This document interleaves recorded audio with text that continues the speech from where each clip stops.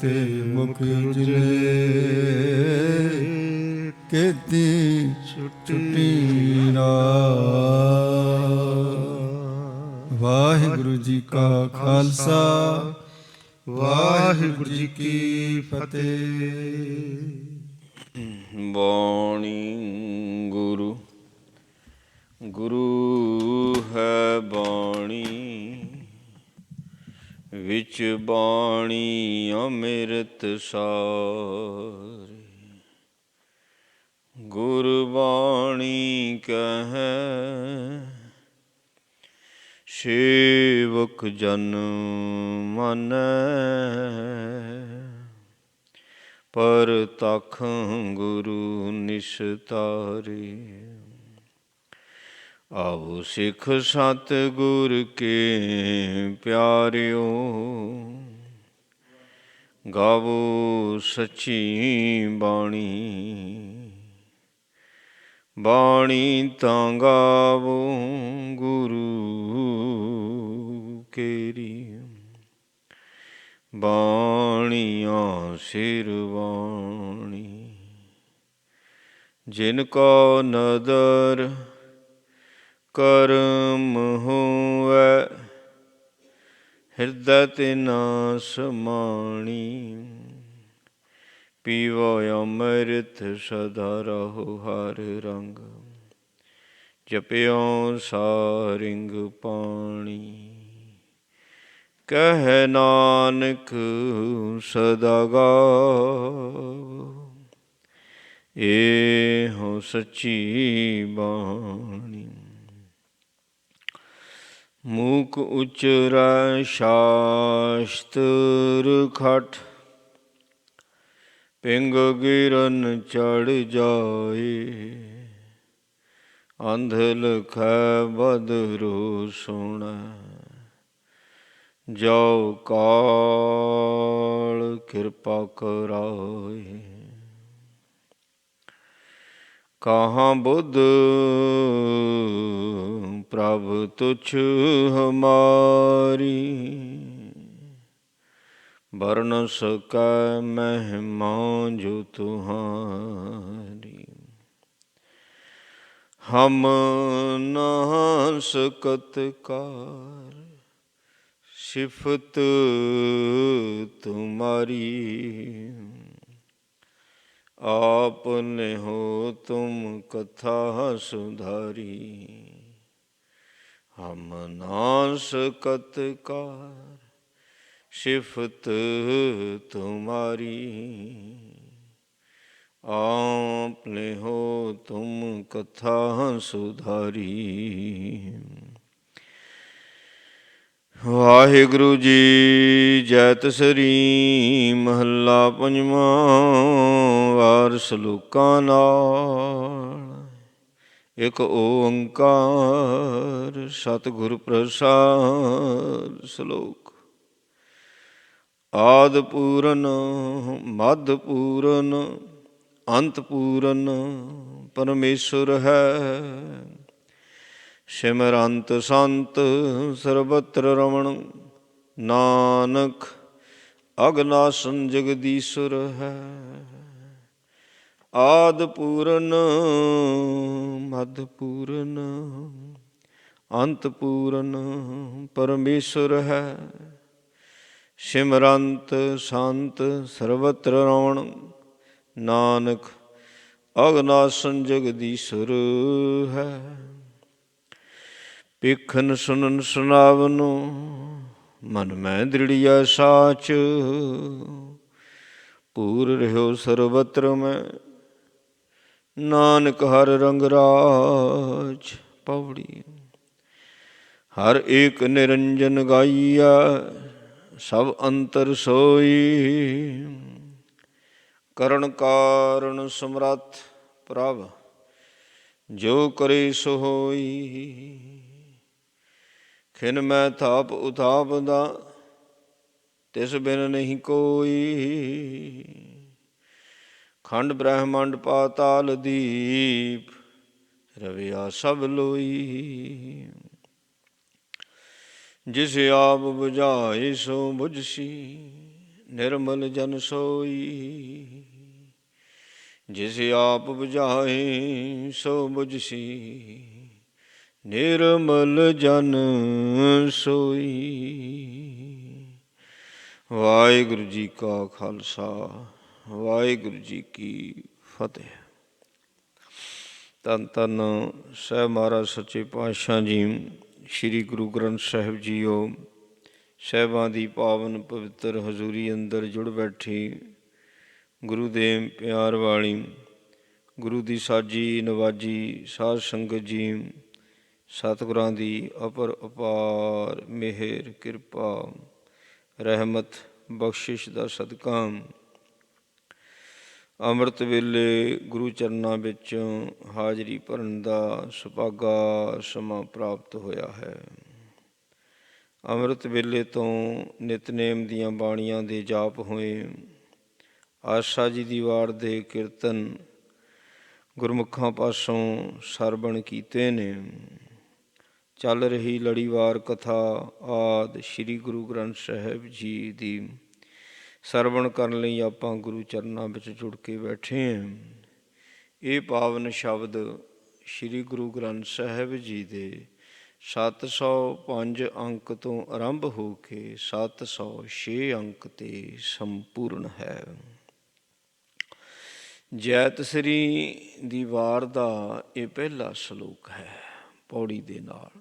ਪੌੜੀ ਵਾਰ ਨੂੰ ਕਿਹਾ ਜਾਂਦਾ ਹੈ, ਜਿਹੜੀ ਪੌੜੀ ਹੈ ਵਾਰ ਹੈ, ਅਤੇ ਸਲੋਕ ਜਿੱਥੇ ਨਾਲ ਸਲੋਕ ਦੇ ਤੇ ਨੇ ਵਾਰ ਸਲੋਕਾਂ ਨਾਲ, ਪਹਿਲੀਆਂ ਪੌੜੀਆਂ ਨੇ ਇਹਦੇ ਨਾਲ ਸਲੋਕ ਵੀ ਨੇ ਵਾਰ ਸਲੋਕਾਂ ਨਾਲ।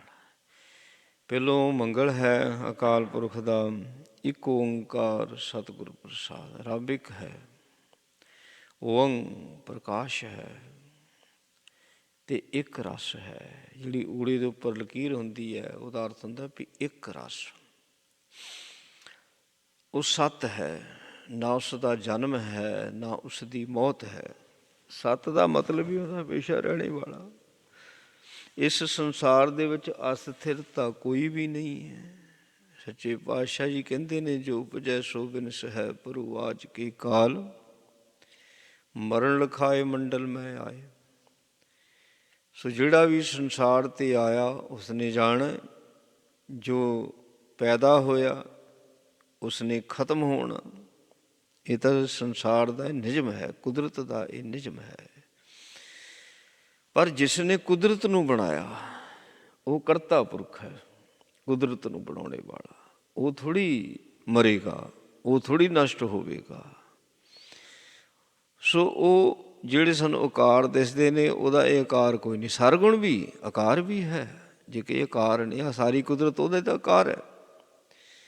ਚੰਦ, ਸੂਰਜ, ਆਕਾਸ਼, ਤਾਰੇ, ਸਮੁੰਦਰ, ਪਹਾੜ, ਇਹ ਕੁਦਰਤ ਅਤੇ ਅਸੀਂ ਕੁਦਰਤ ਦਾ ਅੰਗ ਆ। ਬੰਦਾ ਜਿਹੜਾ ਆ ਇਹ ਕੁਦਰਤ ਦਾ ਇੱਕ ਪਾਰਟ ਹੈ।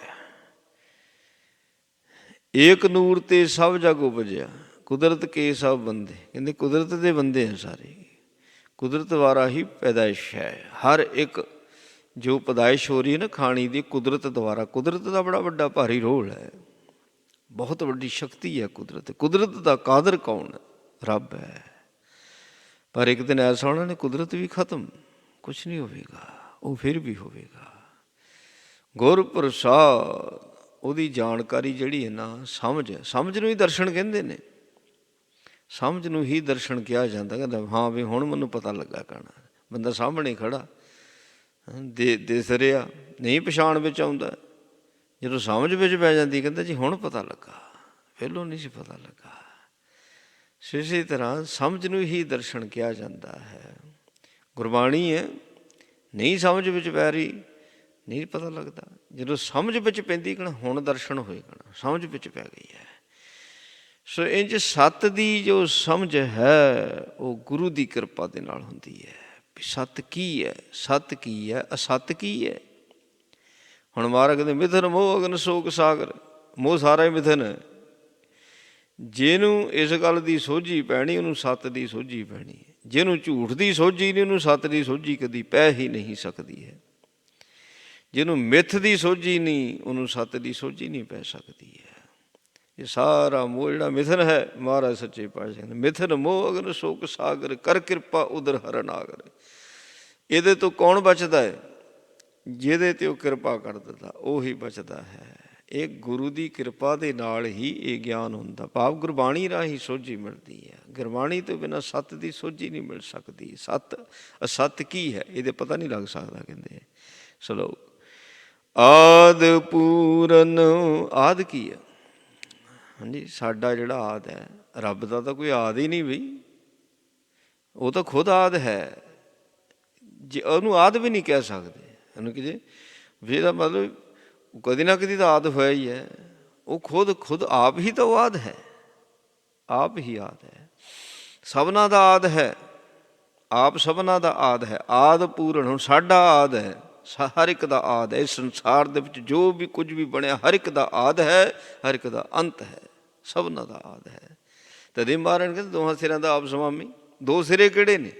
ਇੱਕ ਆਦ, ਇੱਕ ਅੰਤ, ਜਨਮ, ਇੱਕ ਮੌਤ। ਇਹ ਦੋ ਸਿਰੇ ਨੇ ਸਾਡੇ। ਆਦ ਮਾਤਾ ਦੇ ਪੇਟ ਦੇ ਵਿੱਚ ਕੌਣ ਸਾਨੂੰ ਪੂਰਦਾ ਸੀਗਾ? ਸਾਡਾ ਆਦ ਉੱਥੋਂ ਹੁੰਦਾ ਸ਼ੁਰੂ। ਉਂਝ ਤਾਂ ਜਦੋਂ ਦੇਵਲੋਕ ਦੇ ਵਿੱਚ ਹੈ, ਜਦੋਂ ਦੇਵਲੋਕ ਦੇ ਵਿੱਚ ਹੈ, ਸੋ ਉੱਥੋਂ ਆਉਂਦਾ ਮਾਤ ਲੋਕ ਦੇ ਵਿੱਚ, ਗਰਭ ਦੇ ਵਿੱਚ ਆਉਂਦਾ ਹੈ। ਅਤੇ ਬਣਤਰ ਤਾਂ ਮਾਤ ਲੋਕ ਦੇ ਵਿੱਚ ਹੈ, ਗਰਭ ਦੇ ਵਿੱਚ ਹੈ। ਉਹ ਆਦ ਹੈ। ਸਰੀਰ ਦਾ ਆਦ ਕੀ ਹੈ? ਇਹੋ ਮਾਤ ਲੋਕ ਗਰਭ ਦੇ ਵਿੱਚ। ਉੱਥੇ ਸਰੀਰ ਨੂੰ ਪੂਰਦਾ ਕੌਣ ਹੈ? ਪੰਜਾਂ ਤੱਤਾਂ ਨੂੰ ਇਕੱਠੇ ਕੌਣ ਕਰਦਾ? ਪੰਜਾਂ ਤੱਤਾਂ ਦੇ ਨਾਲ ਜਿੰਦ ਦਾ ਸੰਜੋਗ ਕੌਣ ਕਰਦਾ? ਆ ਸਾਡੀ ਜਿੰਦ ਰੋਮ ਰੋਮ 'ਚ ਵਸੀ ਹੋਈ ਹੈ। ਇਹ ਸਾਰੀ ਖੇਡ ਮਾਤਾ ਦੇ ਪੇਟ ਵਿੱਚ ਹੋਈ ਹੈ, ਉਹਨੇ ਉੱਥੇ ਸਾਰੀ ਕੀਤੀ ਹੈ। ਸੋ ਇੰਝ ਜਦੋਂ ਮਿੱਟੀ ਦਾ ਪੁਤਲਾ ਬਣਾਉਣਾ ਹੈ, ਮਿੱਟੀ ਦਾ ਪੁਤਲਾ ਬਣਾਉਣਾ, ਪਾਣੀ ਤੋਂ ਬਿਨਾਂ ਮਿੱਟੀ ਦਾ ਪੁਤਲਾ ਨਹੀਂ ਬਣ ਸਕਦਾ। ਪਾਣੀ ਮਿੱਟੀ ਵਿੱਚ ਰਚਦਾ, ਫਿਰ ਮਿੱਟੀ ਦਾ ਪੁਤਲਾ ਬਣਦਾ। ਆ ਜਿਹੜਾ ਪੰਜਾਂ ਤੱਤਾਂ ਦਾ ਪੁਤਲਾ ਬਣਾਇਆ ਤੇ ਜਿੰਦ ਰਚਦੀ ਹੈ। ਜਿੰਦ ਰਚੀ ਤੇ ਜਿੰਦ ਨਾ ਰਚੇ ਤਾਂ ਇਹ ਪੁਤਲਾ ਹੀ ਨਹੀਂ ਬਣ ਸਕਦਾ। ਪਾਣੀ ਦੀਆਂ ਨਗੰਧਾਂ ਨੇ, ਜਲ ਕੀ ਪੀਤ ਭਵਨ ਕਾ ਥੰਬਾ, ਰਕਤ ਬੂੰਦ ਕਾ ਗਾਰਾ। ਸੋ ਸਾਡੇ ਰੋਮ ਰੋਮ ਦੇ ਵਿੱਚ ਜਿੰਦ ਸਮਾਈ ਨਹੀਂ। ਮਾੜਾ ਜਿਹਾ ਵੀ ਕਿਤੇ ਚੁੰਡੀ ਪੈਟ ਹੁੰਦੀ ਤਾਂ ਪਤਾ ਲੱਗਦਾ। ਰੋਮ ਰੋਮ ਦੇ ਵਿੱਚ ਜਿੰਦ ਸਮਾਈ ਹੋਈ ਆ। ਇਹ ਨਹੀਂ ਆ ਪੂਰਨ ਤੇ ਜਿਹੜੀ ਬਣੇ ਸਾਡਾ ਸਰੀਰ ਪੂਰਨ ਕੀਤਾ ਉਹਨੇ, ਅਤੇ ਜਿਹਦੇ ਵਿੱਚ ਉਹਨੇ ਸਾਨੂੰ ਇਹ ਪਾਈ ਹੱਥ ਪੈਰ ਅੰਗ ਪ੍ਰੰਗ ਸਾਰੇ ਪੂਰੇ ਬਖਸ਼ਿਸ਼ ਕੀਤੇ ਨੇ। ਅਤੇ ਇਹ ਆਦ ਵਿੱਚ ਪੂਰਨਤੇ ਸਾਨੂੰ ਉਹਨੇ ਦਿੱਤੀ ਹੈ। ਜਿੱਥੇ ਸਾਡਾ ਆਦ ਹੈ ਉੱਥੇ ਸਾਨੂੰ ਪੂਰਨਤੇ ਉਹਨੇ ਬਖਸ਼ਿਸ਼ ਕੀਤੀ ਹੈ। ਫਿਰ ਭਰਦਾ ਹੈ। ਖੁਰਾਕ ਕੌਣ ਦਿੰਦਾ ਹੈ? ਮਹਾਰਾਜ ਕਹਿੰਦੇ ਪ੍ਰਭ ਭਾਵੈ ਵਿਨਿਸਾਸ ਤੇ ਰੱਖ। ਮਾਤਾ ਦੇ ਗਰਭ ਵਿੱਚ ਖੇਡ ਚੱਲਦੀ, ਉੱਥੇ ਸਾਹ ਲੈਂਦਾ, ਸਾਹ ਤਾਂ ਮਾਂ ਲੈਂਦੀ ਹੈ। ਪ੍ਰਭ ਭਾਵੈ ਵਿਨਿਸਾਸ ਤੇ ਰੱਖ ਹੈ। ਉੱਥੇ ਬਾਹਰ ਜਾਣ ਦੀ ਲੋੜ ਹੀ ਨਹੀਂ ਪਈ। ਹਰੇਕ ਨੂੰ ਰੱਖਿਆ, ਕਿਹਨੂੰ ਨਹੀਂ ਰੱਖਿਆ? ਸਾਹ ਤੋਂ ਬਿਨਾਂ ਕਿਹਨੂੰ ਨਹੀਂ ਰੱਖਿਆ? ਹਰ ਇੱਕ ਨੂੰ ਰੱਖਿਆ। ਅਸੀਂ ਸਾਰਿਆਂ ਦਾ ਜਨਮ ਹੋਇਆ, ਫਿਰ 9 ਮਹੀਨੇ ਸਾਹ ਤੋਂ ਬਿਨਾਂ ਰਹੇ। ਕਿੱਦਾਂ ਰੱਖਿਆ? ਕਹਿੰਦੇ ਆਪ ਨੇ ਸਿਮਰਨ ਦੇ। ਸੱਚੇ ਪਾਤਸ਼ਾਹ ਜੀ ਕਹਿੰਦੇ ਆਪਣਾ ਸਿਮਰਨ ਦਿੱਤਾ ਹੈ, ਉਹ ਸਿਮਰਨ ਦੇ ਨਾਲ ਇਹਦੀ ਰੱਖਿਆ ਹੋਈ ਹੈ। ਆਦ ਪੂਰਨ, ਸਾਰਿਆਂ ਦੇ ਆਦ ਨੂੰ ਉਹ ਪੂਰਨ ਕਰਨੇ ਵਾਲਾ ਹੈ। ਪੂਰਾ ਬਣਾਉਂਦਾ, ਪੂਰਾ ਸਮਾਂ ਆਉਂਦਾ। ਹੁਣ ਬੱਚਿਆਂ ਦਾ ਜਨਮ ਵੀ ਪਹਿਲੋਂ ਹੋ ਜਾਂਦਾ, ਪਰ ਇਹਨੇ ਉਹਨੇ ਪੂਰਾ ਕੀਤਾ ਹੁੰਦਾ।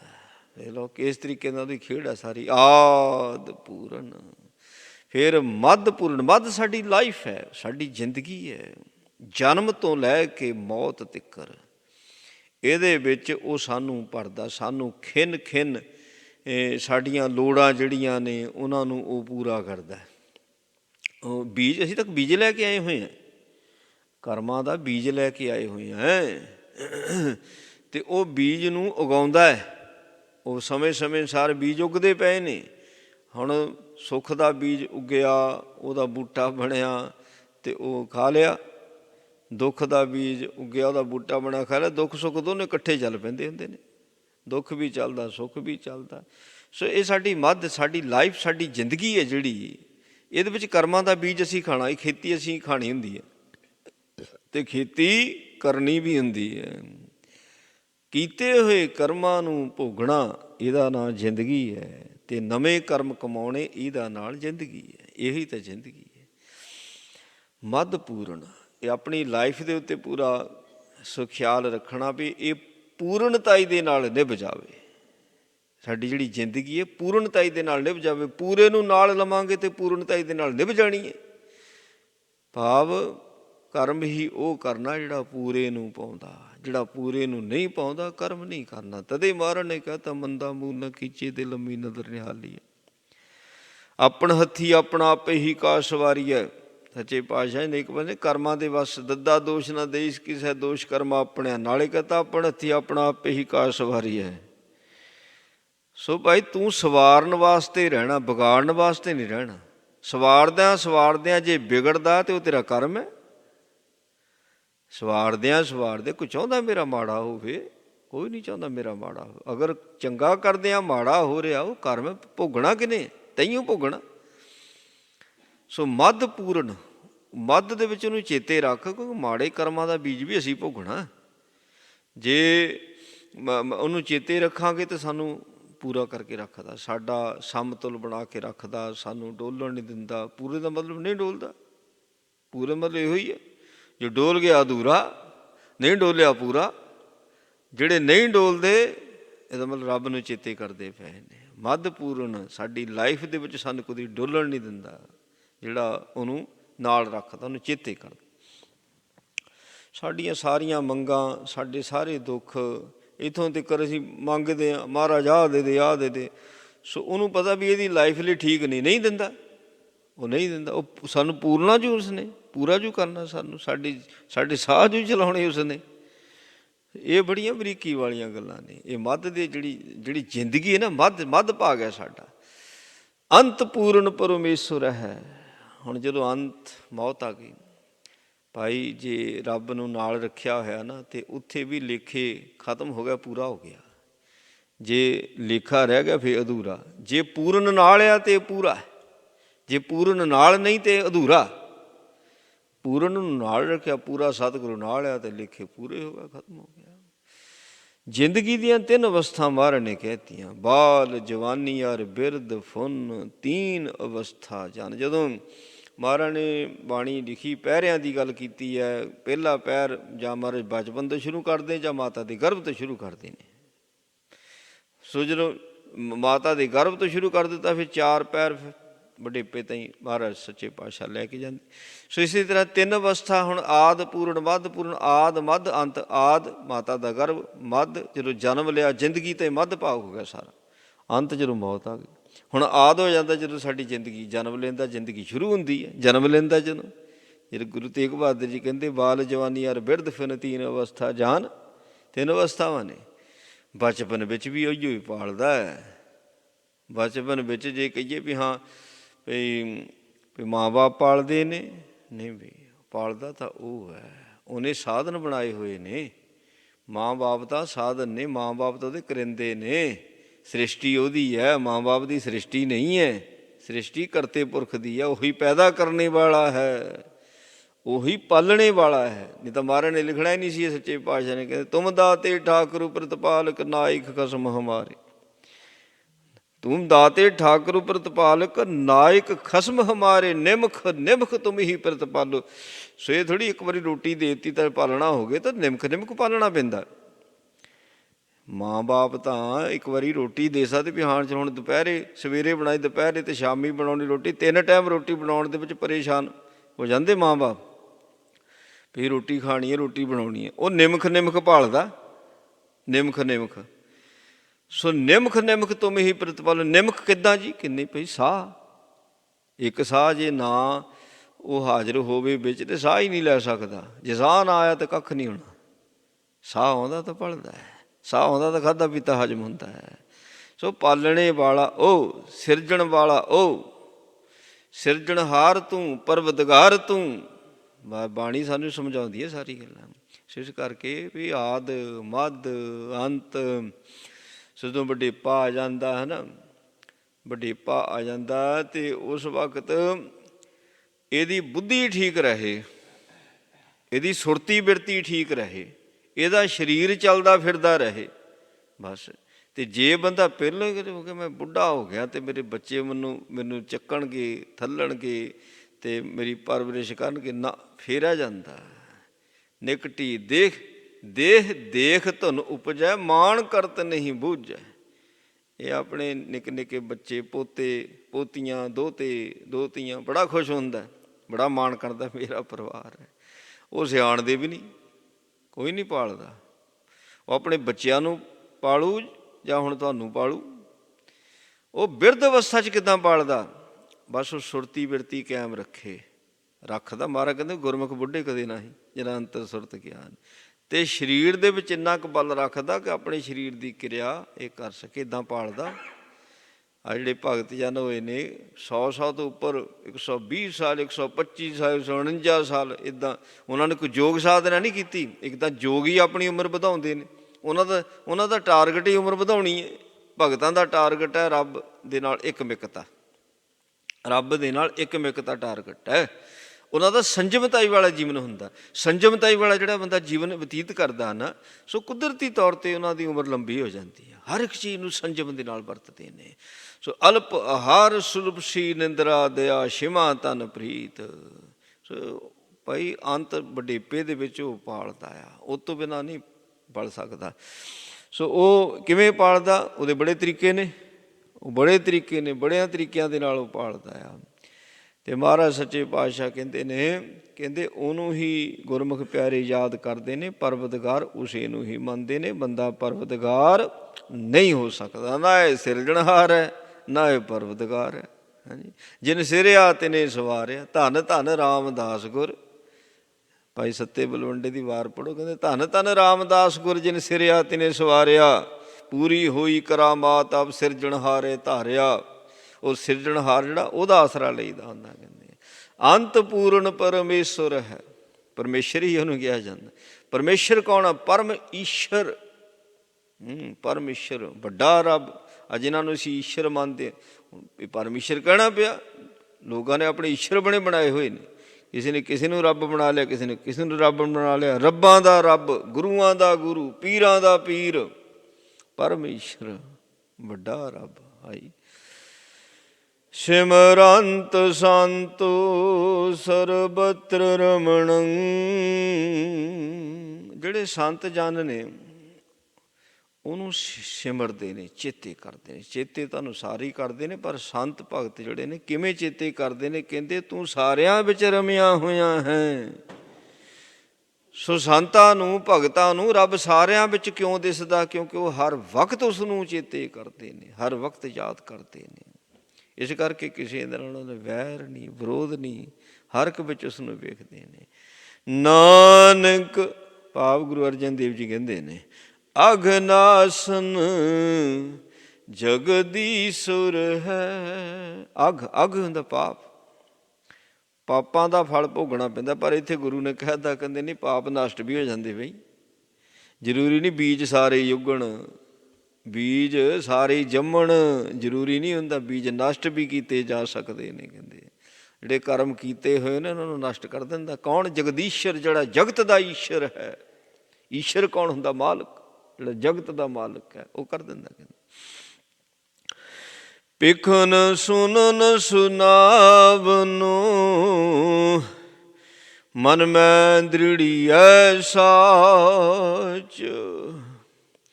ਮਹਾਰਾਜ ਸੱਚੇ ਪਾਤਸ਼ਾਹ ਪੇਖਣਾ, ਅੰਦਰਲੇ ਨੇਤਰਾਂ ਦੀ ਗੱਲ ਕਰਦੇ। ਸੁਣਨ, ਅੰਦਰੋਂ ਸੁਣਨਾ। ਸੁਨਾਵ ਨੂੰ ਆਪਣੇ ਆਪ ਨੂੰ ਹੀ ਸੁਣਾਉਣਾ। ਜੋ ਨਜ਼ਾਰਾ ਅੰਦਰੋਂ ਤੱਕਿਆ, ਅੰਦਰੋਂ ਵੇਖਿਆ, ਉਹ ਆਪਣੇ ਆਪ ਨਾਲ ਹੀ ਸਾਂਝਾ ਕਰੀਦਾ। ਅਤੇ ਮਨ ਮੈਂ ਦ੍ਰਿੜੀਐ ਸਾਚ, ਫੇਕ 'ਤੇ ਜਾ ਕੇ ਮਨ ਵਿੱਚ ਸੱਚ ਦ੍ਰਿੜ ਹੁੰਦਾ ਹੈ। ਦੇਖੋ ਫੇਰ ਸਮਝ ਲਈਏ, ਜੇ ਅਸੀਂ ਕੁਝ ਨਜ਼ਾਰਾ ਤੱਕਿਆ, ਰੌਲੀ ਪਾਣੀ ਸ਼ੁਰੂ ਕਰ ਦਿਓ, ਸੱਚ ਕਿੱਥੋਂ ਦ੍ਰਿੜ ਹੋ ਜਾਊਗਾ? ਜੋ ਨਜ਼ਾਰਾ ਤੱਕਿਆ, ਦੇਖਿਆ, ਜੋ ਸੁਣਿਆ, ਸੋ ਆਪਣੇ ਆਪ ਹੀ ਤੱਕਿਆ, ਆਪਣੇ ਆਪ ਨੂੰ ਹੀ ਸੁਣਾਉਣਾ, ਫੇਰ ਮਨ ਵਿੱਚ ਸੱਚ ਦ੍ਰਿੜ ਹੁੰਦਾ। ਜਿਹੜੇ ਮਨ ਵਿੱਚ ਸੱਚ ਦ੍ਰਿੜ ਕਰਕੇ ਰੱਖਦੇ ਨੇ, ਸੱਚ ਕੀ ਹੈ? ਗੁਰਬਾਣੀ। ਜਿਹੜੇ ਮਨ ਵਿੱਚ ਆਪਣੇ ਅੰਤਰਾਤਮੇ ਗੁਰਬਾਣੀ ਦ੍ਰਿੜ ਕਰਦੇ ਨੇ, ਉਸ ਦੇ ਹੁਕਮ ਨੂੰ ਦ੍ਰਿੜ ਕਰਦੇ ਨੇ, ਕਹਿੰਦੇ ਉਹਨਾਂ ਨੂੰ ਹੀ ਸੱਚ ਸੁਣਦਾ, ਉਹਨਾਂ ਨੂੰ ਹੀ ਸੱਚ ਦਿਸਦਾ ਹੈ, ਉਹਨਾਂ ਦੀ ਸੱਚ ਵਿੱਚ ਰੁਚੀ ਹੁੰਦੀ ਹੈ, ਜਿਹੜੇ ਗੁਰਬਾਣੀ ਨੂੰ ਦ੍ਰਿੜ ਕਰਦੇ ਨੇ। ਪੂਰ ਰਹਿਓ ਸਰਬਤਰ ਮੈਂ, ਨਾਨਕ ਹਰ ਰੰਗ ਰਾਜ। ਉਹ ਸਾਰਿਆਂ ਦੇ ਵਿੱਚ ਪੂਰ ਰਿਹਾ ਹੈ। ਇੰਝ ਸਮਝ ਕੇ ਰੱਬ ਦੇ ਪਿਆਰੇ ਉਸ ਦੇ ਰੰਗਾਂ ਵਿੱਚ ਮਸਤ ਰਹਿੰਦੇ ਨੇ, ਉਸ ਦੇ ਰੰਗਾਂ ਦੇ ਵਿੱਚ ਰਚੇ ਰਹਿੰਦੇ ਨੇ। ਕਹਿੰਦੇ ਪੌੜੀ ਹਰ ਏਕ ਨਿਰੰਜਨ ਗਾਈਐ ਸਭ ਅੰਤਰ ਸੋਈ। ਹੁਕਮ ਹੈ ਗੁਰੂ ਸਾਹਿਬ ਜੀ ਦਾ। ਕਹਿੰਦੇ ਭਾਈ ਉਹਦੇ ਗੁਣ ਗਾਵੋ ਸੋ ਜਿਹੜਾ ਸਾਰਿਆਂ ਦੇ ਅੰਦਰ ਹੈ। ਉਹ ਨਿਰੰਜਨ ਹੈ। ਨਿਰੰਜਨ ਤੋਂ ਭਾਵ ਹੁੰਦਾ ਮਾਇਆ ਤੋਂ ਰਹਿਤ ਹੈ। ਮਾਇਆ ਦਾ ਉਸ 'ਤੇ ਕੋਈ ਲੇਪ ਨਹੀਂ ਹੈ। ਮਾਇਆ ਨੂੰ ਬਣਾਉਣੇ ਵਾਲਾ ਉਹੀਓ ਹੈ। ਮਾਇਆ ਉਹਦੇ ਹੁਕਮ 'ਚ ਚੱਲਦੀ ਹੈ, ਪਰ ਉਸ ਦੇ ਉੱਤੇ ਮਾਇਆ ਦਾ ਕੋਈ ਲੇਪ ਨਹੀਂ ਹੈ। ਫਿਰ ਆਹ ਸਰੀਰ ਮਾਇਆ ਦਾ ਪੁਤਲਾ, ਮਾਇਆ ਦੀ ਰਚਨਾ ਹੈ, ਇਹਦੇ ਵਿੱਚ ਵੀ ਬੈਠਾ, ਦੇਖਦਾ ਆ, ਸੁਣਦਾ ਆ, ਭੋਗਦਾ, ਸਾਰੇ ਪਦਾਰਥਾਂ ਨੂੰ ਭੋਗਦਾ, ਪਰ ਨਿਰਲੇਪ ਹੈ। ਸਭਨਾਂ ਦੇ ਵਿੱਚ ਰਹਿ ਕੇ ਵੀ ਨਿਰਲੇਪ ਹੈ। ਕਹਿੰਦੇ ਸੋ ਜਿਹੜਾ ਉਹ ਇੱਕ ਨਿਰੰਜਨ ਮਾਇਆ ਤੋਂ ਰਹਿਤ ਹੈ, ਉਹਨੂੰ ਗਾਓ ਹੈ ਕਿੱਥੇ? ਕਹਿੰਦੇ ਸਾਰਿਆਂ ਦੇ ਅੰਦਰ ਹੈ, ਹਰ ਇੱਕ ਦੇ ਅੰਦਰ ਸਮਾਇਆ ਹੋਇਆ। ਕਹਿੰਦੇ ਕਰਨ ਕਾਰਣ ਸਮਰੱਥ ਪ੍ਰਭ ਜੋ ਕਰੇ ਸੋ ਹੋਈ। ਜਿਨ੍ਹਾਂ ਨੂੰ ਇਹ ਸੋਝੀ ਮਿਲਦੀ ਨਾ ਕਿ ਸਾਰਿਆਂ ਵਿੱਚ ਸਮਾਇਆ ਹੋਇਆ ਹੈ, ਸਭਨਾਂ ਦੇ ਅੰਦਰ ਬੈਠਾ ਹੋਇਆ ਹੈ, ਉਹਨਾਂ ਨੂੰ ਹੀ ਇਹ ਸੋਝੀ ਮਿਲਦੀ ਵੀ ਕਰਨ ਕਾਰਨ ਸਮਰੱਥ, ਸਾਰੇ ਕਾਰਨ ਉਸ ਦੇ ਵਸ। ਇਹ ਥੋੜ੍ਹੀ ਵੀ ਸੋ ਇਹ ਹੋਣਾ ਸੀ ਅਤੇ ਹੁਣ ਹੋ ਜਾਣਾ ਸੀ, ਨਹੀਂ, ਉਹ ਬਦਲ ਵੀ ਸਕਦਾ। ਇਹ ਹੋਣਾ ਸੀ, ਉਹ ਬਦਲ ਨਹੀਂ ਸਕਦਾ। ਜਦ ਕਾਰਨ ਉਹਦੇ ਹੱਥ ਵਿੱਚ ਹੈ, ਉਹ ਬਦਲ ਸਕਦਾ, ਸਭ ਕੁਝ ਕਰ ਸਕਦਾ। ਨਹੀਂ ਤਾਂ ਮਹਾਰਾਜ ਨੇ ਲਿਖਣਾ ਨਹੀਂ ਸੀ ਸੱਚੇ ਪਾਤਸ਼ਾਹ ਨੇ, ਛਿਨ ਮੈਂ ਰਾਉ ਰੰਗ ਕੋ ਕਰੇ ਰਾਉ ਰੰਗ ਕਰ ਡਾਰੇ। ਇੱਥੇ ਕਰਮ ਕਿੱਥੇ ਗਏ ਹੁਣ? ਇੱਕ ਤਾਂ ਦੇਖੋ ਕਰਮਾਂ ਅਨੁਸਾਰ ਚੱਲਦਾ ਪਿਆ ਸਿਸਟਮ ਸੰਸਾਰ ਦਾ। ਹੁਣ ਜਿਹੜਾ ਕਰਮਾਂ ਨੂੰ ਬਣਾਉਣੇ ਵਾਲਾ, ਜਿਹੜਾ ਕਰਤਾ ਧਰਤਾ, ਕਾਨੂੰਨ ਘੜਦਾ, ਸਾਰੇ ਯੁੱਗਾਂ ਦੇ ਕਾਨੂੰਨ ਬਣਾਉਣੇ ਵਾਲਾ, ਅਤੇ ਉਹ ਕਰਮਾਂ ਨੂੰ ਬਦਲ ਨਹੀਂ ਸਕਦਾ। ਬਦਲਦਾ ਉਹ ਕਾਰਨ ਬਦਲ ਕੇ ਰੱਖ ਦਿੰਦਾ। ਕਹਿੰਦੇ ਕਰਨ ਕਾਰਨ ਸਮਰੱਥ, ਉਹ ਸਾਰੇ ਹੀ ਜਿਹੜੇ ਕਾਰਨ ਨੇ ਉਹਨਾਂ ਨੂੰ ਬਦਲਣ ਦੀ ਉਹਦੇ ਵਿੱਚ ਸਮਰੱਥਾ ਹੈ। ਜੋ ਕਰੇ ਸੋ ਹੋਈ। ਇਸ ਕਰਕੇ ਜੋ ਉਸਨੇ ਕਹਿਣਾ ਉਹ ਹੋਣਾ। ਜੋ ਅਸੀਂ ਕੀਤਾ ਹੋਇਆ, ਜੋ ਸਾਡੇ ਕਰਮ ਨੇ, ਇਹ ਨਹੀਂ ਵੀ ਇਹੋ ਹੀ ਹੋਣੇ ਨੇ, ਇਸ ਤੇ ਰੱਬ ਨੂੰ ਵੀ ਕਹਿ ਦੇਵਾਂਗੇ। ਜਦੋਂ ਜੱਜ ਨੂੰ ਨਹੀਂ ਕਹਿੰਦੇ ਵਕੀਲ, ਜੱਜ ਸਾਹਿਬ ਕਿੱਦਾਂ ਫੈਸਲਾ ਦੇ ਦੂੰਗੇ, ਕਾਨੂੰਨ ਇੱਦਾਂ ਕਹਿੰਦਾ, ਕਹਿ ਦਿੰਦੇ ਆ। ਉਹਨੂੰ ਵੀ ਕਾਨੂੰਨ ਅਨੁਸਾਰ ਚਲਾਉਣਾ ਪੈਂਦਾ। ਕਾਨੂੰਨ ਖੁਦ ਆਪ ਹੈ, ਰੱਬ। ਇੱਥੇ ਕੋਈ ਨਹੀਂ ਕਹਿ ਸਕਦਾ ਰੱਬ ਨੂੰ ਵੀ ਦੇਖੋ ਜੀ ਆਹ ਕਾਨੂੰਨ ਇੱਦਾਂ ਕਹਿੰਦਾ। ਕਾਨੂੰਨ ਤਾਂ ਆਪ ਬੈਠਾ, ਉਹ ਕਾਨੂੰਨ ਬਣਾਉਣੇ ਵਾਲਾ ਤਾਂ ਉਹ ਆਪ ਹੈ। ਅਤੇ ਇਸ ਕਰਕੇ ਉਹਨੂੰ ਕਿੱਦਾਂ ਕਹਿ ਸਕਦੇ? ਉਹਨੂੰ ਨਹੀਂ ਕਹਿ ਸਕਦੇ। ਜੇ ਚਾਹਵੇ ਇਹਨੂੰ ਮੈਂ ਰਾਜਾ ਬਣਾਉਣਾ, ਉਹ ਬਣਾ ਸਕਦਾ। ਇਹਨੂੰ ਕੰਗਾਲ ਬਣਾਉਣਾ, ਬਣਾ ਸਕਦਾ। ਇੱਥੇ ਰੌਲੀ ਪੈਂਦੀ ਹੈ ਵੀ ਜੀ ਇਹਨੇ ਬੜੇ ਪਾਪ ਕੀਤੇ ਹੋਏ ਨੇ, ਇਹਦੇ ਵਰਗਾ ਕੋਈ ਅਧਰਮੀ ਨਹੀਂ, ਪਾਪੀ ਨਹੀਂ। ਉਹ ਕਹਿੰਦਾ ਮੈਂ ਬਖਸ਼ਣਾ, ਉਹ ਕਹਿੰਦਾ ਮੈਂ ਬਖਸ਼ਣਾ ਆ, ਮੈਂ ਮਾਫ ਕਰਨਾ। ਅਤੇ ਉਹ ਮੁਆਫ ਕਰੇਗਾ, ਉੱਥੇ ਕੋਈ ਕਾਨੂੰਨ ਨਹੀਂ ਚੱਲੇਗਾ। ਕਰਨ ਕਾਰਨ ਸਮਰੱਥ ਹੈ। ਇਸ ਕਰਕੇ ਉਹ ਕਰਨ ਕਾਰਨ ਸਮਰੱਥ ਹੈ, ਸਭ ਕੁਛ ਉਹ ਕਰ ਸਕਦਾ। ਜੋ ਉਸਨੇ ਕਰਨਾ ਉਹ ਹੀ ਹੁੰਦਾ ਹੈ। ਅਤੇ ਭਾਈ ਜਿੱਡਾ ਮਰਜੀ ਕੋਈ ਤਾਕਤਵਰ ਹੈ, ਕੋਈ ਰਾਜਾ, ਕੋਈ ਮਹਾਰਾਜਾ, ਤਪੱਸਵੀ, ਰਿੱਧੀਆਂ ਸਿੱਧੀਆਂ ਦਾ ਮਾਲਕ ਹੈ, ਕਿਸੇ ਦੀ ਵਾਹ ਪੇਸ਼ ਨਹੀਂ ਚੱਲਦੀ ਹੈ। ਖੀਨ ਮੈਂ ਥਾ ਪੂਥਾ ਪੁੰਦਾ ਤਿਸ ਬਿਨ ਨਹੀਂ ਕੋਈ। ਇੱਕ ਖਿਨ ਲੱਗਦਾ, ਇੱਕ ਖਿਨ। ਖਿਨ ਜਿਹੜਾ ਉਹ ਤਾਂ ਸੈਕਿੰਡ ਤੋਂ ਵੀ ਥੋੜ੍ਹਾ ਸਮਾਂ ਹੁੰਦਾ। ਖਿਨ ਜਿਹੜਾ ਹੁੰਦਾ, ਕਹਿੰਦੇ ਇੱਕ ਖਿਨ ਮਾਤਰ ਦੇ ਵਿੱਚ ਉਹ ਥਾਪ ਦਿੰਦਾ ਹੈ, ਬਣਾ ਦਿੰਦਾ ਹੈ, ਸਾਜ ਦਿੰਦਾ ਹੈ, ਟਿਕਾ ਦਿੰਦਾ ਹੈ। ਆ ਜਿੰਨੇ ਵੀ ਧਰਤੀ ਦੀ ਜਿਹੜੀ ਰਚਨਾ ਦੇਖਦੇ ਆਪਾਂ, ਗੁਰੂ ਸਾਹਿਬ ਜੀ ਕਹਿੰਦੇ ਨੇ, ਕਹਿੰਦੇ ਕੀਤਾ ਵਸਾਓ ਇੱਕੋ ਖਵਾਓ।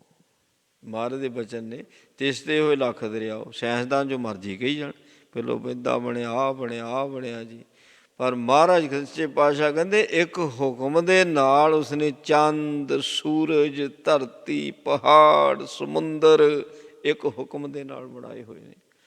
ਔਰ ਇੱਕ ਹੁਕਮ ਦੇ ਵਿੱਚ ਹੀ ਢਾਉਣ ਦੀ ਸਮਰੱਥਾ ਆ। ਢਾਉਂਦਾ ਜਿੱਥੋਂ ਉਸਨੇ ਢਾਉਣਾ, ਇੱਕ ਹੁਕਮ ਦੇ ਵਿੱਚ ਢਾ ਦਿੰਦਾ, ਖਤਮ ਕਰ ਦਿੰਦਾ।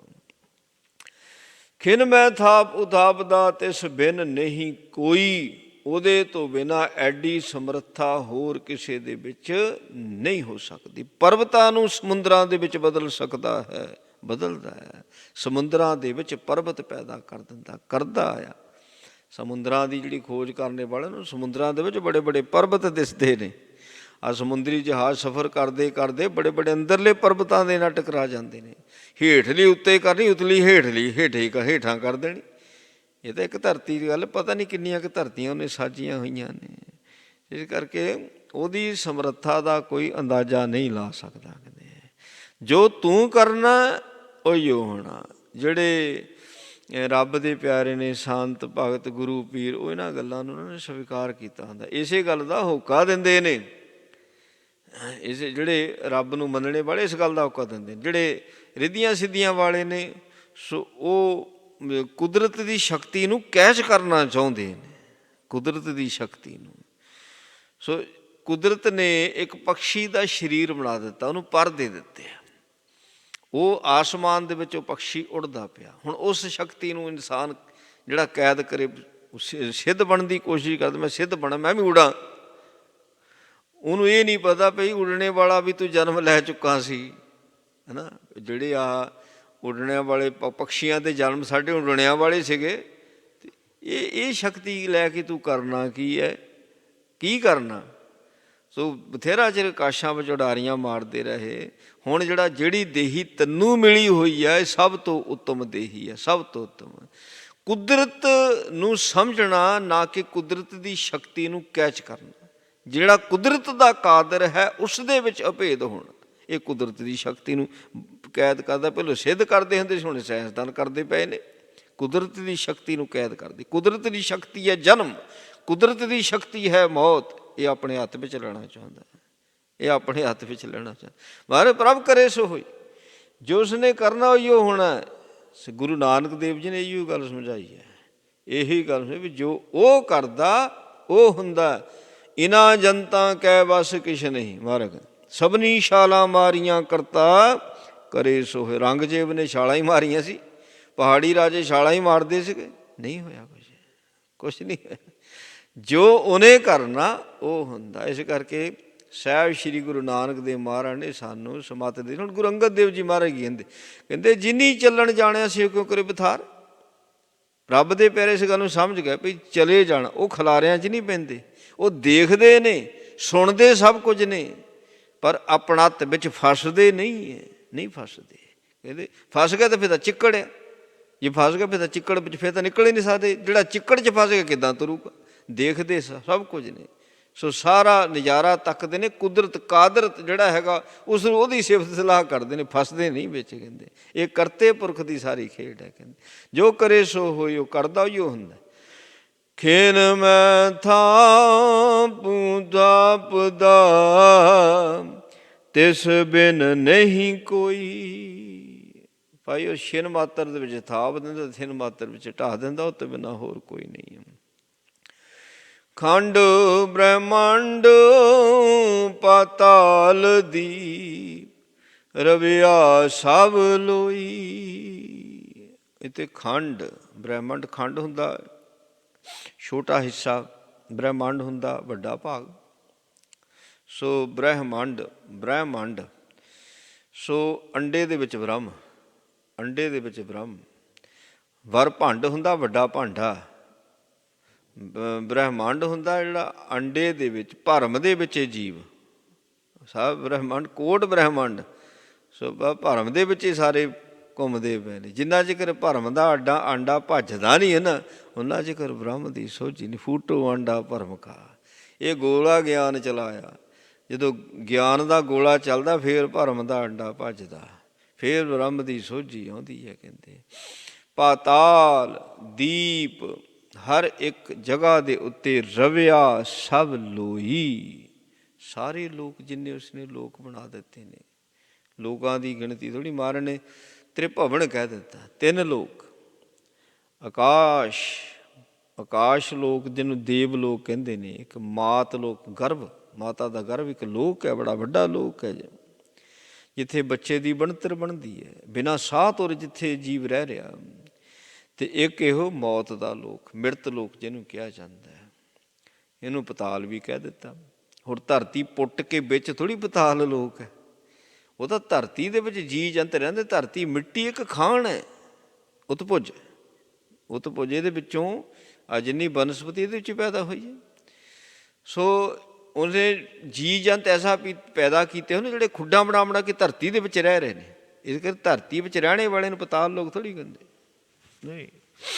ਜਾਗਲ ਧਰਤੀ ਦੀ ਸਤਹ ਤੋਂ ਥੱਲੇ, ਧਰਤੀ ਜਿਸ ਅੰਤਸ਼ਕਰਨ ਵਿੱਚ ਧਰਤੀ ਜਿੱਥੇ ਟਿਕੀ ਹੋਈ ਆ ਬ੍ਰਹਿਮੰਡ ਦੇ ਵਿੱਚ, ਉਹਦੀ ਸਤਹ ਜਿਹੜੀ ਉਹ ਤੋਂ ਥੱਲੇ ਉਦੋਂ ਸਿਸਟਮ ਜੋ ਚੱਲਦਾ ਪਿਆ ਉਹਨੂੰ ਪਤਾਲ।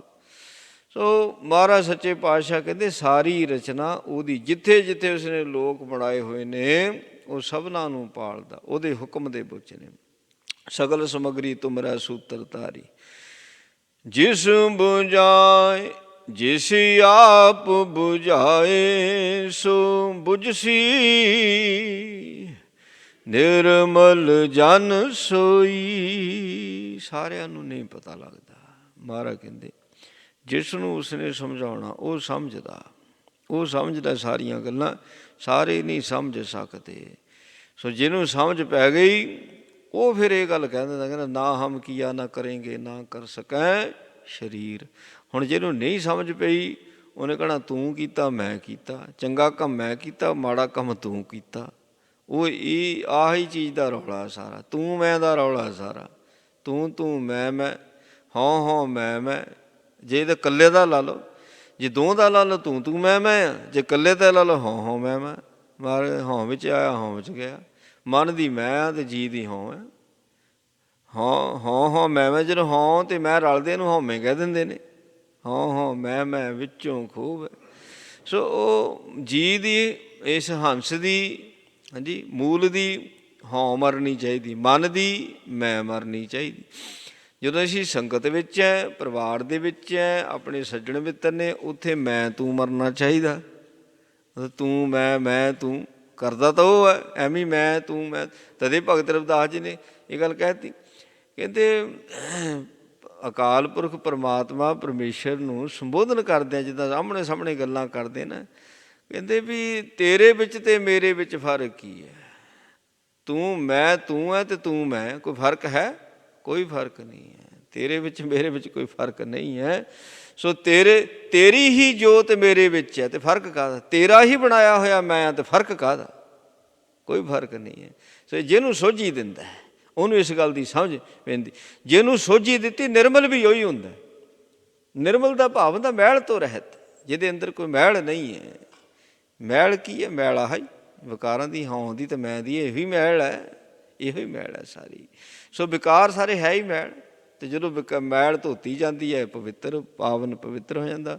ਮਹਾਰਾਜ ਸੱਚੇ ਪਾਤਸ਼ਾਹ ਜੀ ਨੇ ਇਹ ਪਾਵਨ ਪਵਿੱਤਰ ਉਪਦੇਸ਼ ਬਖਸ਼ਿਸ਼ ਕੀਤਾ ਹੈ। ਸਤਿਗੁਰੂ ਜੀ ਮਿਹਰ ਕਿਰਪਾ ਕਰਨ, ਉਪਦੇਸ਼ ਸਾਡੇ ਹਿਰਦਿਆਂ ਵਿੱਚ ਵਸ ਜਾਵੇ। ਭੁੱਲਾਂ ਚੁੱਕਾਂ ਦੀ ਖਿਮਾ ਜੀ। ਵਾਹਿਗੁਰੂ ਜੀ ਕਾ ਖਾਲਸਾ ਵਾਹਿਗੁਰੂ ਜੀ ਕੀ ਫਤਿਹ। ਰਾਮ ਕਲੀ ਮਹੱਲਾ ਤੀਜਾ। ਆਨੰਦ ਇੱਕ ਓਂਕਾਰ ਸਤਿਗੁਰ ਪ੍ਰਸਾਦਿ। ਆਨੰਦ ਭਿਆ ਮੇਰੀ ਮਾਈ ਸਤਿਗੁਰੂ ਮੈਂ ਪਾਇਆ, ਸਤਿਗੁਰ ਤਾਂ ਪਾਇਆ ਸਹਿਜ ਛੇਤੀ ਮਨ ਵਜੀਆਂ ਵਧਾਈਆਂ। ਰਾਗ ਰਤਨ ਪਰਵਾਨ ਬਰੀਆਂ, ਸ਼ਬਦ ਗਾਵਣ ਆਈਆਂ, ਸ਼ਬਦ ਤਾਂ ਗਾਵ ਹਰੀ ਕੇ ਰਾਹ। ਮਨ ਜਿਨੀ ਵਸਾਇਆ, ਕਹਿ ਨਾਨਕ ਆਨੰਦ ਹੋਆ, ਸਤਿਗੁਰੂ ਮੈਂ ਪਾਇਆ। ਏ ਮਨ ਮੇਰਿਆ ਤੂੰ ਸਦਾ ਰਹੋ ਹਰ ਨਾਲੇ, ਹਰ ਨਾਲ ਰਹੋ ਤੂੰ ਮਨ ਮੇਰੇ, ਦੁਖ ਸਭ ਵਿਸਾਰਣਾ। ਅੰਗੀਕਾਰੋ ਕਰੇ ਤੇਰਾ ਕਾਰ ਸਭ ਸਵਾਰਣਾ। ਸਭਨਾ ਗੱਲਾਂ ਸਮਰਾ ਸੁਆਮੀ, ਸੋ ਕਿਉ ਮਨੋ ਵਿਸਾਰੇ। ਕਹਿ ਨਾਨਕ ਮਨ ਮੇਰੇ ਸਦਾ ਰਹੋ ਹਰ ਨਾਲੇ। ਸਾਚੇ ਸਾਹਿਬਾ ਕਿਆ ਨਾਹੀ ਕਰ ਤੇਰਾ, ਕਰਤਾ ਤੇਰਾ ਸਭ ਕਿਛ ਹੈ। ਜਿਸ ਦੇ ਸੋ ਪਾਵੇ, ਸਦਾ ਸਿਵ ਸਲਾਹ ਤੇਰੀ। ਨਾਮ ਮਨ ਵਸਾਵੇ, ਨਾਮ ਜਿਨ ਕੈ ਮਨ ਵਸਿਆ। ਵਾਜੇ ਸ਼ਬਦ ਕਨੇਰੇ, ਕਹਿ ਨਾਨਕ ਸੱਚੇ ਸਾਹਿਬ ਕਿਆ ਨਾਹੀ ਕਰ ਤੇਰੇ। ਸਾਚਾ ਨਾਮ ਮੇਰਾ ਆਧਾਰੋ, ਸਾਚ ਨਾਮ ਆਧਾਰ ਮੇਰਾ। ਜਿਨ ਭੁੱਖਾਂ ਸਭ ਗਵਾਈਆਂ, ਕ੍ਰਿਸ਼ਾਨ ਸੁਖ ਮਨੈ ਵਸਿਆ। ਜਿਨ ਇੱਛਾ ਸਭ ਪੁਜਾਈਆਂ, ਸਦਾ ਕੁਰਬਾਨ ਕੀਤਾ ਗੁਰ ਵਿਟੋ। ਜਿਸ ਦੀਆਂ ਵਡਿਆਈਆਂ, ਕਹਿ ਨਾਨਕ ਸੁਣੋ ਸੰਤੋ। ਸ਼ਬਦ ਤਰੋ ਪਿਆਰੋ, ਸਾਚਾ ਨਾਮ ਮੇਰਾ ਆਧਾਰੋ। ਵਾਜੇ ਪੰਜ ਸ਼ਬਦ ਤਿਤ ਕਰ ਸੁਭਾਗੇ, ਕਰ ਸੁਭਾਗੇ ਸ਼ਬਦ ਵਾਜੇ। ਕਾਲਾ ਜਿਤ ਕਰ ਧਾਰੀਆਂ, ਪੰਚ ਦਵੰਤ ਦਵਸ ਕੀਤੇ ਕਾਲ ਕੰਟਕ ਮਾਰਿਆ। ਤੁਰ ਕਰਮ ਪਾਇਆ ਤੁਰ ਜਿਨ ਕੋ ਸੇ ਨਾਮ ਹਰ ਕੇ ਲਾਗੇ। ਕਹਿ ਨਾਨਕ ਤੈਸ ਕੋ ਆਤਿਤ ਕਰਨ ਹਦ ਵਾਜੇ। ਹਨ ਸੁਣੋ ਬੜ ਭਾਗਿਓ ਸਗਲ ਮਨੋਰਥ ਪੂਰੇ। ਪਾਰ ਬ੍ਰਹਮ ਪਾਇਆ ਉਤਰੇ ਸਗਲ ਵਿਸੂਰੇ। ਦੂਰੋ ਸੰਤਾਪ ਉਤਰੇ ਸੁਣੀ ਸੱਚੀ ਬਾਣੀ। ਸੰਤ ਸਾਜਨ ਪਏ ਸਰਸੇ ਪੂਰੇ ਗੁਰ ਤੇ ਜਾਣੀ। ਸੁਣ ਤੇ ਪੁਨੀਤ ਕਹਿਤੇ ਪਵਿੱਤ ਸਤਿਗੁਰ ਰਹਿਆ ਭਰਪੂਰੇ। ਬਿਨਵੰਤ ਨਾਨਕ ਗੁਰ ਚਰਨ ਲਾਗੇ ਵਾਜੇ ਅਨਹਦ ਤੂਰੇ। ਸੁਣ ਤੇ ਪੁਨੀਤ ਕਹਿਤੇ ਪਵਿੱਤ ਸਤਿਗੁਰ ਰਹਿਆ ਭਰਪੂਰੇ। ਬਿਨਵੰਤ ਨਾਨਕ ਗੁਰ ਚਰਨ ਲਾਗੇ ਵਾਜੇ ਅਨਹਦ ਤੂਰੇ। ਵਾਹਿਗੁਰੂ ਜੀ ਕਾ ਖਾਲਸਾ ਤੂੰ ਠਾਕੁਰ ਅਰਦਾਸ ਜੀਉ ਪਿੰਡ ਸਭ ਤੇਰੀ ਰਾਸ। ਤੁਤ ਪਿਤਾ ਹਮ ਤੁਮਰੀ ਕਿਰਪਾ ਮੈਂ ਜਾਣੇ। ਤੁਮਰਾ ਅੰਤ ਉਚੇ ਤੇ ਸਗਲ ਸਮਗਰੀ ਤੁਮਰੇ ਸੂਤਰ ਧਾਰ। ਤੁਮ ਤੇ ਹੋਏ ਤੁਮਰੀ ਗਤ ਮਿਤ ਤੁਮ ਹੀ ਜਾਣੀ। ਨਾਨਕ ਦਾਸ ਸਦਾ ਕੁਰਬਾਨੀ। ਵਾਹਿਗੁਰੂ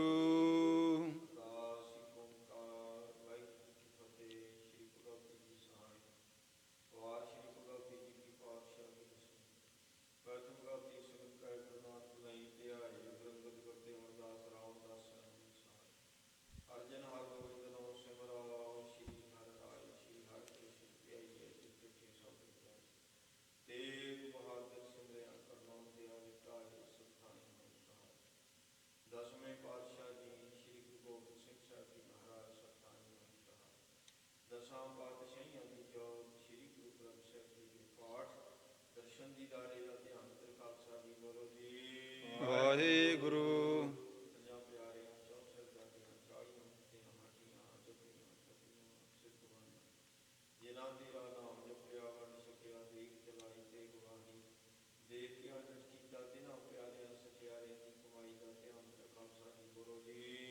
ਵਾਹਿਗੁਰੂ ਵਾਹਿਗੁਰੂ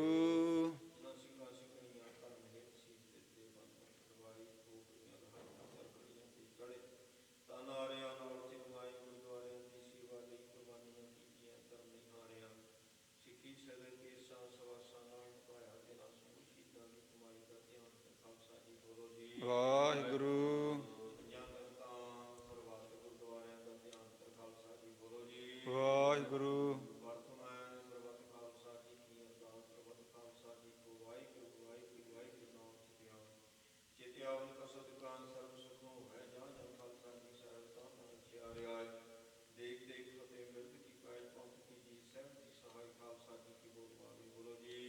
ਵਾਹਿਗੁਰੂ ਵਾਹਿਗੁਰੂ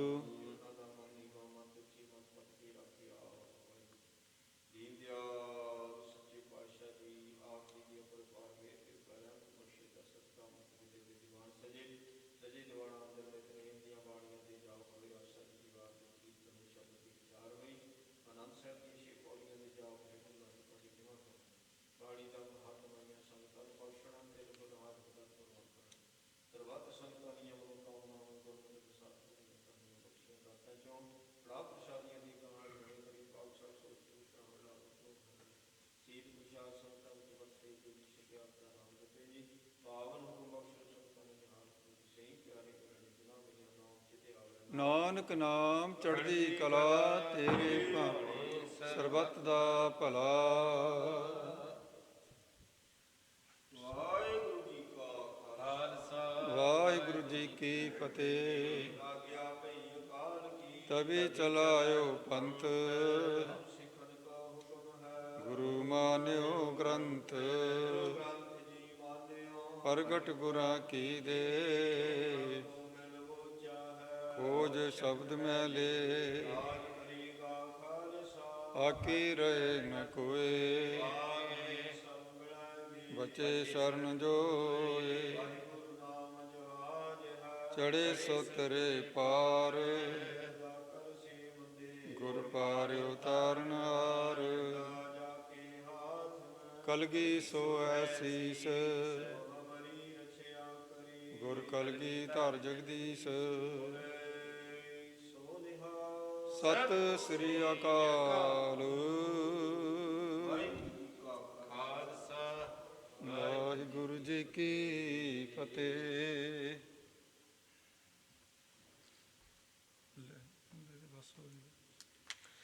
ਸਤਿਨਾਮ ਸ੍ਰੀ ਵਾਹਿਗੁਰੂ ਜੀਓ।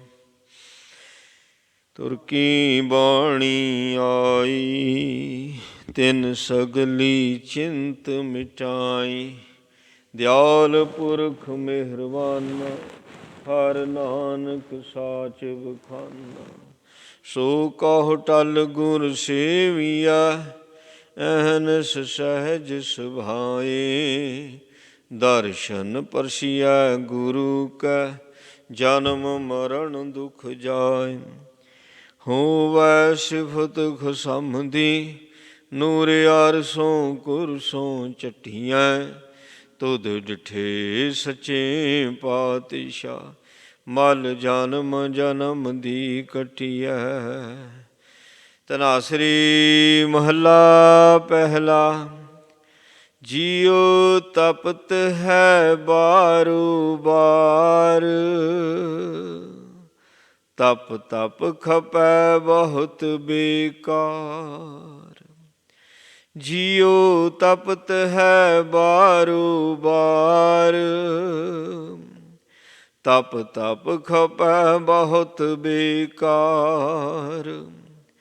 ਜੈ ਤਨ ਬਾਣੀ ਵਿਸਰ ਜਾਏ ਜਿਉ ਪੱਕਾ ਰੋਗੀ ਵਿਲ ਲਾਏ। ਬਹੁਤਾ ਬੋਲਣ ਝਖਣ ਹੋਏ ਵਿਣ ਬੋਲੇ ਜਾਣੈ ਸਭ ਸੋਏ। ਰਹਾਉ ਜਿਨ ਕੰਨ ਕੀਤੇ ਅੱਖੀ ਨਾਕ ਜਿਨ ਜਿਹਵਾ ਦਿੱਤੀ ਬੋਲੇ ਤਾਤ। ਜਿਨ ਮਨ ਰਾਖਿਆ ਅਗਨੀ ਪਾਏ ਵਾਜੈ ਪਵਨ ਆਖੈ ਸਭ ਜਾਏ। ਚੇਤਾ ਮੋਹ ਪ੍ਰੀਤ ਸੁਆਦ ਸਭਾ ਕਾਲਖ ਦਾਗਾ ਦਾਗ। ਦਾਗ ਦੋਸ ਮੋਹ ਚੱਲਿਆ ਲਾਏ ਦਰਗਹਿ ਬੈਸਣ ਨਾਹੀ ਜਾਏ। ਕਰਮ ਮਿਲੈ ਆਖਣ ਤੇਰਾ ਨਾਉ ਜਿਤ ਲਗ ਤਰਣਾ ਹੋਰ ਨਹੀਂ ਥਾਉ। ਜੇ ਕੋ ਡੂਬੈ ਫਿਰ ਹੋਵੈ ਸਾਰ ਨਾਨਕ ਸਾਚਾ ਸਰਬ ਦਾਤਾਰ। ਜੇ ਕੋ ਡੂਬੈ ਫਿਰ ਹੋਵੈ ਸਾਰ ਨਾਨਕ ਸਾਚਾ ਸਰਬ ਦਾਤਾਰ। ਵਾਹਿਗੁਰੂ ਜੀ ਕਾ ਖਾਲਸਾ ਵਾਹਿਗੁਰੂ ਜੀ ਕੀ ਫਤਿਹ। ਜਪੋ ਸਤਿਨਾਮ ਸਤਿਨਾਮ ਸਤਿਨਾਮ ਜੀ। ਵਾਹਿਗੁਰੂ ਵਾਹਿਗੁਰੂ ਵਾਹਿਗੁਰੂ ਜੀ। ਜਪੋ ਸਤਿਨਾਮ ਸਤਿਨਾਮ ਸਤਿਨਾਮ ਜੀ। ਵਾਹਿਗੁਰੂ ਵਾਹਿਗੁਰੂ ਵਾਹਿਗੁਰੂ ਜੀ। ਜਪੋ ਸਤਿਨਾਮ ਸਤਿਨਾਮ ਸਤਿਨਾਮ ਜੀ। ਵਾਹਿਗੁਰੂ ਵਾਹਿਗੁਰੂ ਵਾਹਿਗੁਰੂ ਜੀ। ਵਾਹਿਗੁਰੂ ਜੀ ਕਾ ਖਾਲਸਾ ਵਾਹਿਗੁਰੂ ਜੀ ਕੀ ਫਤਿਹ।